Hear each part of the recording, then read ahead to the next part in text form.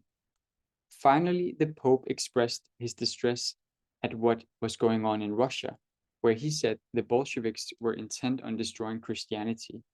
Beneath this, said Pius, there is also the anti-Christian loathing of Judaism. When he was a nuncio in Poland, he recalled, I saw that in all the Bolshevik regiments, the civilian commissars were Jews. So we have socialism as a threat, group threat. Protestants, Jews, socialism. So the Vatican had concerns about the rise of Protestantism, the influence of Jews, and the spread of communism.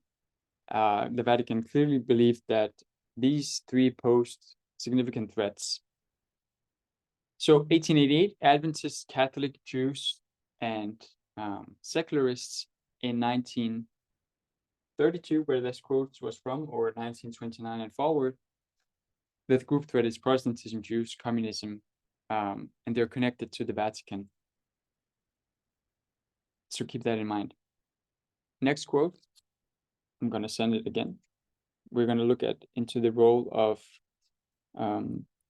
Pietro Venturi. Send the quote in WhatsApp.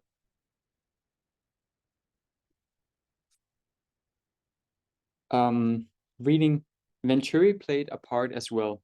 He would spend years trying to convince Mussolini that a vast evil conspiracy led by Protestants and Jews was at work, aimed as much as the fascist dictator as the Catholic Church. He relied on a network of informants to feed him the latest news on the occult conspiracy. In June 1933, he sent Cardinal Pacelli a copy of one such report. At the center of the government, that is, in the ministries, there are high bureaucratic officials who are either Jews or Masons. They want the prefects to think that the clergy and the Catholics should always be considered as enemies. Instead of wasting their time investigating priests, he said, government authorities should be looking into the formidable and underhanded subversive activities of the Jews, the Masons, and the Protestants, who, disguised as admirers of fascism, have become practically the feudal lords of Italy as they never were in the past. Mussolini had to be warned. So, Protestant, Jews, socialism, and Masons. We can also put that on one on top. Freemasons. Reading on. The charge that Jews were the evil force behind a worldwide conspiracy against Christianity and European civilization had long been heard in the Vatican.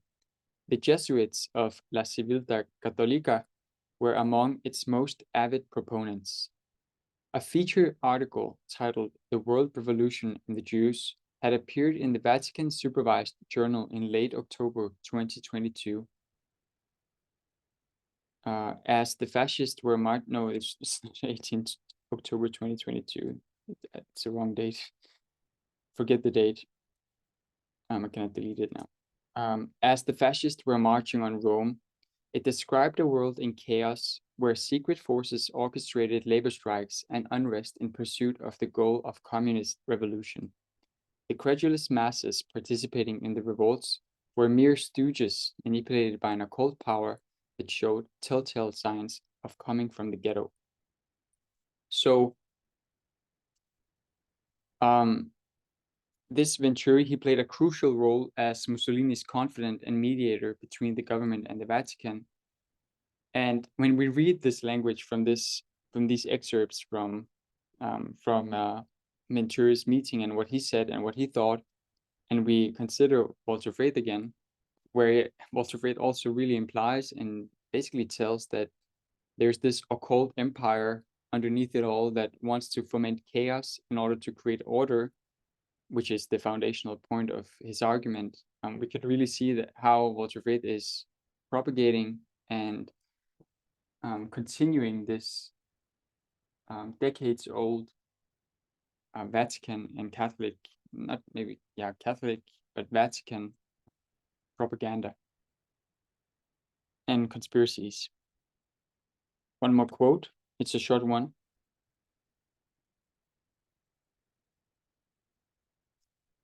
The popes had long condemned Freemasonry, and one of the first things Mussolini had done to please the Vatican after coming to power was to declare Freemasons ineligible for membership in the fascist party. So here again, we see the close connectedness between Mussolini and the Vatican. So as is, I hope, quite evident, the Vatican and Mussolini's government, both of them, they expressed quite anti-Semitic sentiments, and they believed in conspiracies involving Jews and involving Freemasons.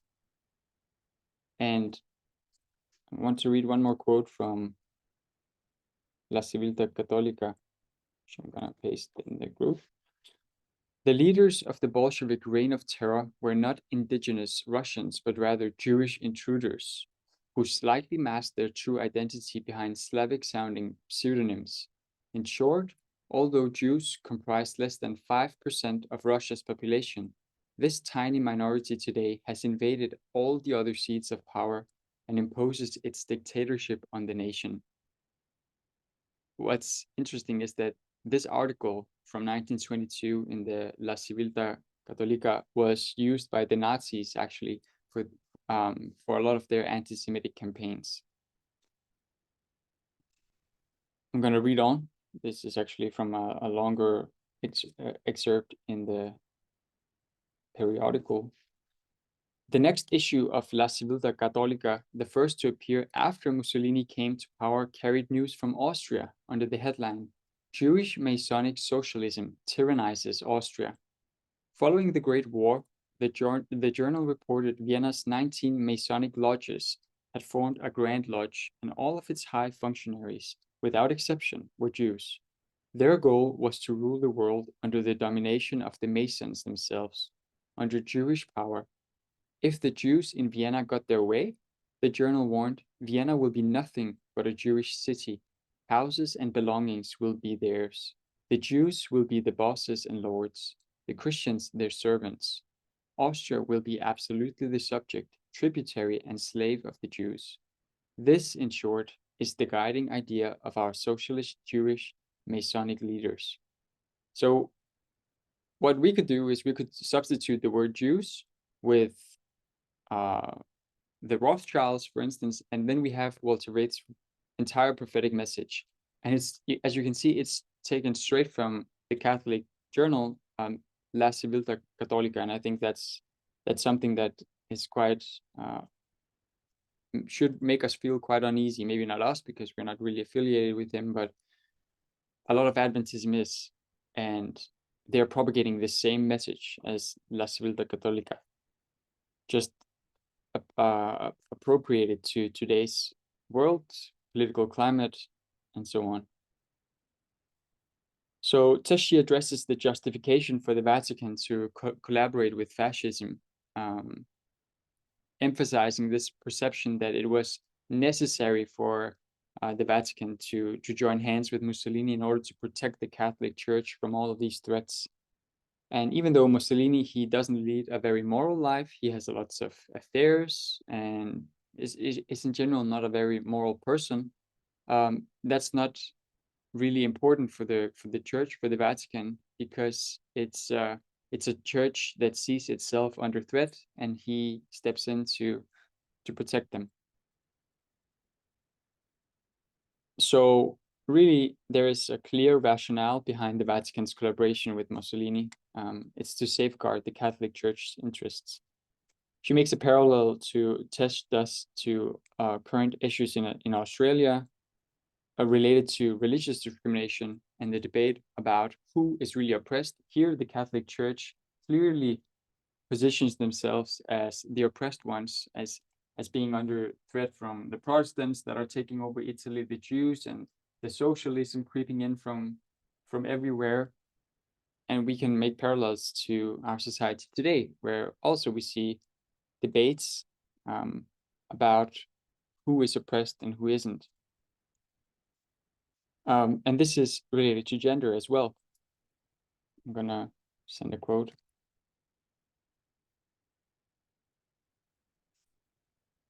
The topic of religious discrimination has been at the center of several public debates in recent years, particularly in the wake of Australia passing same-sex marriage legislation in 2017.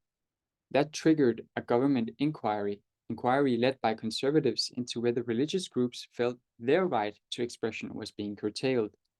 Cases like rugby player 𝗷𝗶𝗴𝗲𝗏 being sacked from the national Wallabies side for saying on his Instagram that hell awaits gay people have also spurred the conversation. So it should really make us think that same-sex marriage, in this case in Australia, was passed or made lawful in 2017. That's a mere 6 years ago. So it's only been a few years since LGBT people could marry, and now already they're debating who is being oppressed and who is the oppressed ones.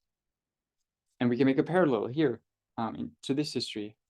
Who is the oppressed ones? Is it the Jews or is it the Catholics?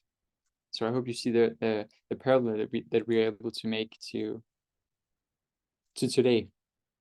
So moving on, I want to talk a little bit about Hitler and Pope Pius XI. 𝗂𝗶𝗏𝗏𝗏𝗏. Pope Pius, he had initial doubts about the Nazis and his evolving view of Hitler. He sometimes fought actually with Mussolini publicly, Pope Pius XI, and humiliated him by talking about that there was, for instance, an out-of-control nationalism going on in Italy. So Pope Pius, he had initial doubts about the Nazis, but he had evolving views about Hitler, and that's what I want you to note, keep in mind. And if we draw a parallel again to today, as we see 𝗂𝗏𝗏𝗏𝗏 taking digs at Mussolini, if we think about Trump and the current Pope Francis, we should also likewise expect, this is of course looking back in time when Trump was president, we should expect then, based on this history and interaction between 𝗂𝗏𝗏𝗏𝗏 and Mussolini, we should expect Francis to also take digs at Trump. And we saw that happening. So even though Pius XI, jumping back to this history, he had initial doubts about Hitler, later he came to be aligned with him because of their shared stance against the group threat, socialism in this case. And I want to read a quote about that. Send it in the group. The Pope too had doubts about the Nazis, but within weeks of Hitler's appointment, he began to have a more positive view. I have changed my opinion about Hitler, he told the surprised French ambassador. It is the first time that such a government voice has been raised to denounce Bolshevism in such categorical terms, joining with the voice of the Pope. But soon the Vatican has a dilemma. So the Vatican faces a dilemma because it perceived various threats to its interest. It needed to find a way to protect Catholics from these threats. And no Pope really liked what was going on during the Holocaust, for instance, but they didn't really have anywhere to turn to. The Allies didn't really help them against their group threat.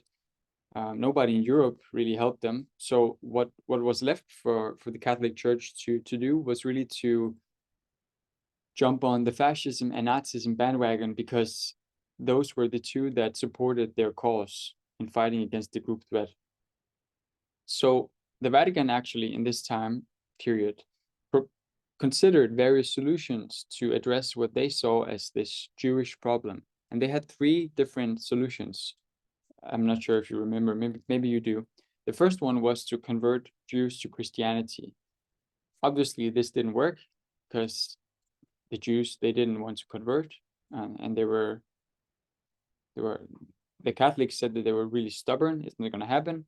Then number 2 solution, because converting them didn't work, was to relocate all the Jews to Palestine. but this had a lot of cultural and geographical challenges associated with it. So it wasn't also really something that was feasible or doable. So converting doesn't work, relocating doesn't work, and then there is the third, which was to strip Jews of their citizenship rights. And as we know from history, this is what happened. Sending a quote once again. Out of the 417 members of the highest leadership bodies in the Soviet Union in the mid-1920s, only 6% came from Jewish backgrounds. And in the 1930s, that 6% figure dropped sharply because Stalin was anti-Semitic. So the reason that I wanted to read this quote was that this entire theory about Jews infiltrating everyone and really controlling the various governing bodies was conspiracy theories. These are all conspiracy theories.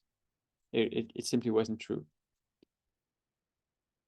So jumping a little bit, before World War II in 1938, there was a secret deal made between Pope Pius and Pope Pius XI and Mussolini, which involved the protection of Jews in exchange for Catholic favors, actually.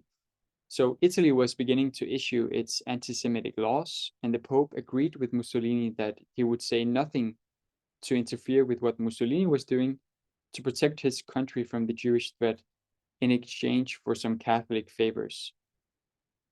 So it wasn't really, I said in the beginning, it was involving the protection of Jews in exchange for Catholic favors. It wasn't really a protection of Jews, but it was like a, what was it called in the never mind. I just wanted to say pro something, that like Trump did something for something favor. So the Pope agreed with Mussolini that he would remain quiet, not interfere with. Yeah, exactly. Quid pro quo, exactly. So the Pope agreed with Mussolini that he would say nothing. He would keep his mouth shut to protect his country from the Jewish threat in exchange for some Catholic favors, like favoring Catholicism, not really allowing Protestantism to get a foothold in the country. But now, historically speaking, we are getting to the end of the life of the first angel, and we see that Pope Pius the 11th, he begins to be filled with regret. So this is what I meant when I in the beginning said that John the Baptist, he came to reject what he initially kind of pushed and supported. We see it with William Miller, and we see it also with the first angel in this line, Pope Pius the 11th. So as World War II approached, Pope Pius XI, he began to regret his alliance with fascism and his failure to speak against anti-Semitism, because he saw that this wasn't a church over state relationship. This was a state over church relationship. And his ultimate goal was to secure a church over state relationship. And at this time, while Pope Pius XI is Pope, the future Pope Pius XII, he is the acting Secretary of State. I'm gonna read one more quote. Oops.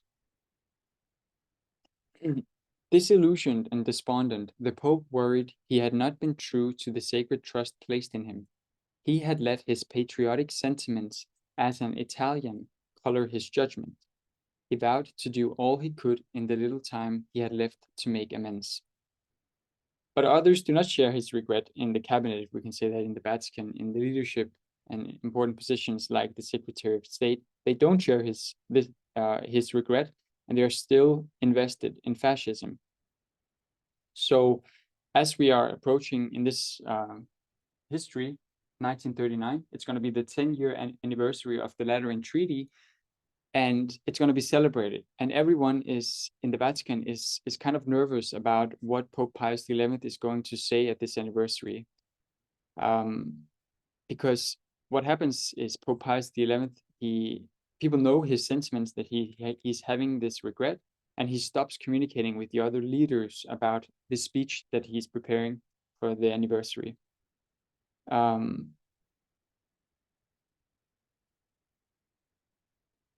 amongst the things that he wanted to say is he wants to condemn racism. He wants to talk about the persecution of the Jews.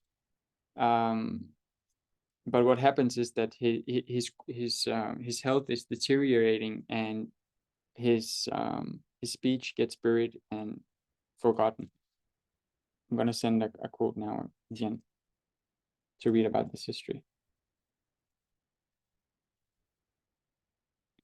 The London Daily Mail published a story by its Rome correspondent claiming that Pius XI was planning a secret gathering of the cardinals to draft a ringing denunciation of racism. Rumors spread that the Pope was preparing a secret encyclical with the same aim. The ailing Pope was showing signs of losing control of the Church. He had long ruled with an iron hand, but those around him were frustrating his every attempt to prevent Italy from joining the Nazi cause. Convinced he hadn't much longer to live, the Pope saw the upcoming 10th anniversary of the Lateran Accords, or the treaty, as his final chance to address Italy's bishops. As the big event approached, the Pope's health worsened, but his mind was lucid and his voice still clear. He spoke rapidly, as if he knew he had little time left and much to say. So they didn't usually do this. He had his speech printed, and it was to be given to the bishops. The Pope was in poor health, as we just read, and he wasn't sure that they would hear every word that he was going to say. So because he didn't want to be misheard, he made sure that there were many printed copies. But as he's preparing, his health continues to crumble. I'm going to read on here from a quote. So reading on. At 5:31 a.m., the day before the speech was to be read, Pius XI passed away. The bishops had already arrived in Rome for the celebration that meant so much to the Pope. On the Pope's desk was the folder of Humani Generis Unitas, rejecting the idea that a good Christian could embrace racism and demanding an end to the persecution of the Jews. It was Pius XI's fervent hope that such statement be issued, but among those who survived him, many were eager to see it buried along with the Pope. 𝗶𝗃𝗃 moved quickly. 𝗶𝗃𝗃𝗃 is going to become Pope Pius the 12th. On February 15th, he ordered the Pope's secretary to gather up all written material the Pope had produced in preparing his address.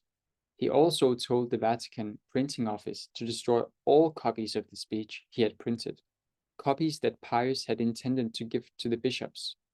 The vice director of the office gave his assurance that he would personally destroy them so that, quote, not a comma remained.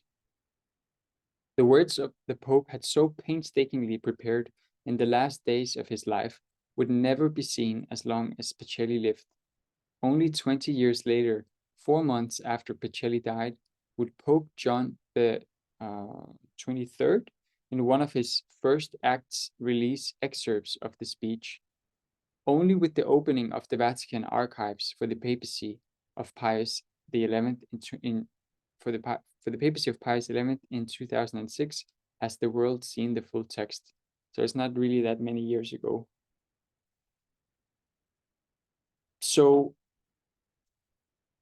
if we look to Pope Pius XII, then, because Pope Pius XI is dead and now it's Pope Pius XII, his supporters actually argue that Pope Pius XII, he implored diplomacy to aid victims of the Nazis during the war.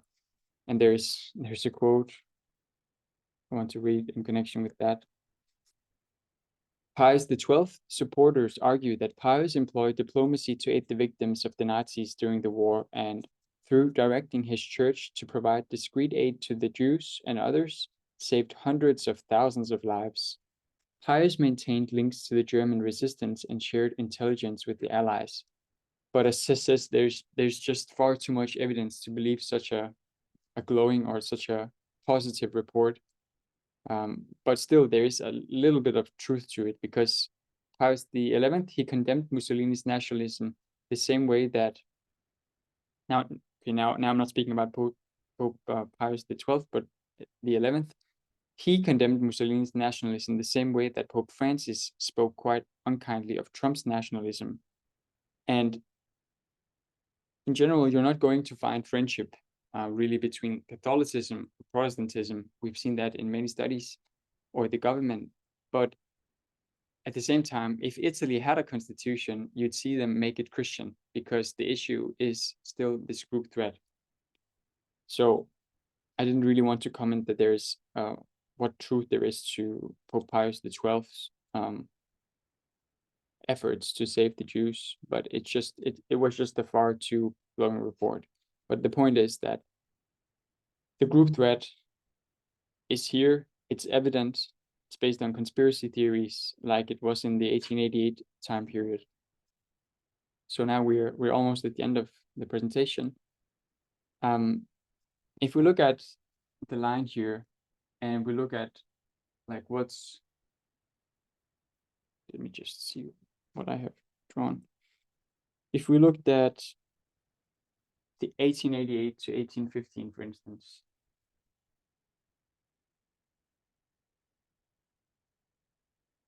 here, we see that what's really discussed and what's prominent in this time period is slavery. Yes.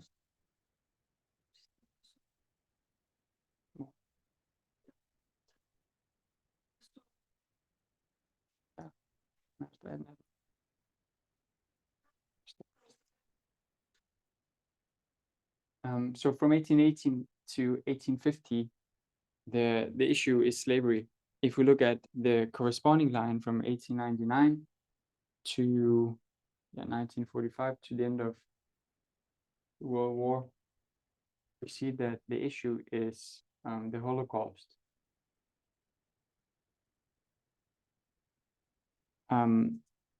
So really, it's issues that are, or it's tests that are dealing with the 6 commandments, how you treat your neighbor. And today, racism and anti-Semitism still exist, but the great test for us, we know, it centers on gender. And now the question comes, how will we respond to this test? Will we respond like a Millerite or like a Catholic? So do we, for instance, do we worry about the church being oppressed by cancel culture, by everything that's connected to it, or do we take the right stance in this growing issue that we see actually springing up everywhere, in every society? It's getting a lot of media attention, especially, I would say, even more today than when this presentation was originally made. So if we look at Walter Faith again, and if we look at Ted Wilson, Walter Faith, he really acts like a 1920s Catholic, and I hope we can see why. Ted Wilson also, he does the same, but he says it more nicely. So if we look at an actual world example, for instance, in Ghana, or there was another country also that passed like the most extreme anti-LGBT legislation. Uganda, was it? Remember? But what they're doing, like Ghana, for instance, they were simply taking what the organizational leaders and thought leaders in Adventism they teach. They just took it to the logical next step. So both Walter Faith, the more conservative branch of Adventism, and Ted Wilson, the more official line of Adventism, they are acting like 1920s Catholics. We saw that recently, where Wouter, he went over Ted Wilson's speech, because where we don't really see Ted Wilson condemning the steps taken in Ghana or anywhere else in the world where anti-LGBT legislation is being passed. He probably has sympathy for a government trying to be moral and protecting themselves from today's group threat. Also, when we discussed in our group the movie, not the movie, the 𝘂𝗶𝗱𝗲 documentary, What is a Woman? Also, it's very evident that there's this group threat, and it's tied to LGBT, to gender. So Adventism, they should act like a Millerite and firmly oppose slavery, the anti-LGBT and anti-genderism that is taking place today. But instead, we see that Adventism, they're acting like Catholics, 1920 Catholics, and they're acting like a pope. And that is the big reason why they will fail the Sunday law test. So the Catholic Church, they didn't want all the Jews to die, for instance. They just wanted them controlled to protect the Catholics and the country. And it's the same with like with Adventism. They don't want homosexuals or transgender people to die, or they just want to be safe. They just want them to be controlled, to like be somewhere over there, not here. They want to protect the group. So when Seventh-day Adventists today, they say that they say Babylon. To Adventists, Babylon is secularists, it's LGBTQ plus people, it's all those gender aberrations, transgender people. And for instance, there's also the confusion that's associated when women don't act like women. And this is the punchline in this presentation, probably, that what is Babylon to Seventh-day Adventism? We've just traced a lot of important history for Babylon. We can see their stance on the group threat, which is just a long red thread from the entire document in the United States, when the Constitution, how the Constitution became Christian. It's the same in Babylon. It's the exact same. So when Seventh-day Adventists, they point to Babylon as being homosexuals and secularists and all those things, we can clearly see that they are on the wrong side of the issue, and they are actually a part of Babylon. They're doing what Babylon is doing. But because Seventh-day Adventists, they cannot really define Babylon any longer, they have become it themselves. And hence the title of this presentation, will you think like a Millerite, or will you think like a Catholic? So I hope that it was clear. I hope it makes sense. And yeah, that we will be encouraged and strengthened to keep thinking like Millerites and position ourselves on the right side of these gender issues that are increasingly coming up, it seems like almost every day. And that's the end of the presentation. So let's close with prayer.